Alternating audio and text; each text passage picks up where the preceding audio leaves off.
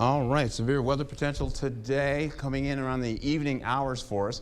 Yes, in the afternoon we may have a shower or two or something kind of sweeping by, but for now we're talking at least 7 p.m. going into at least 1 a.m. this overnight hours going into Friday. It's for damaging wind, flash flooding potential out there as well. As we take a quick look here, we've got the severe weather risk here as a slight risk and a moderate risk. As far as damaging winds are concerned, in the yellow where you can see Eau Claire as well as portions of La Crosse in there, we're talking at least a 15% chance down to a 15% chance down to a 5% chance here as we get into damaging winds as well as large hail. The possibility of flash flooding is not out of the question as you get into it here, and this will continue to be at least from 5 p.m. all the way to 10 p.m.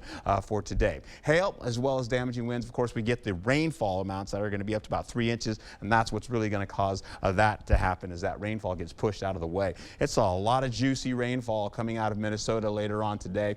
Once we get in the 11 o'clock hour, it sweeps across the Mississippi. It begins to rest right across us as we go into the overnight hours and into the early morning. By the time we get in sunrise, the heavy risks of any flash flooding potential will be over by that time. And of course, you can see that maybe a slight chance of a shower or two coming in through the afternoon.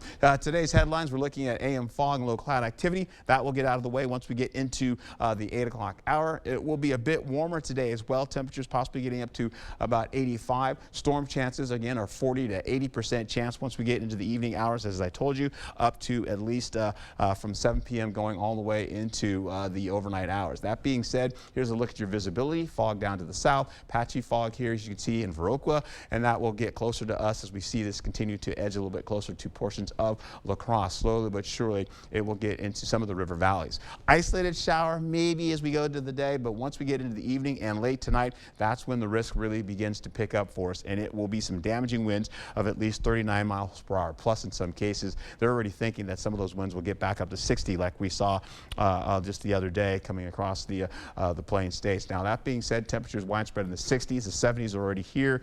This is, again, another outlook as you can pick up. We have the rainfall sneaking in, coming in early. This will bring us our late morning, our early afternoon rainfall. And then we get into this. This rainfall will continue to press through as we go through the late morning hours into the early afternoon.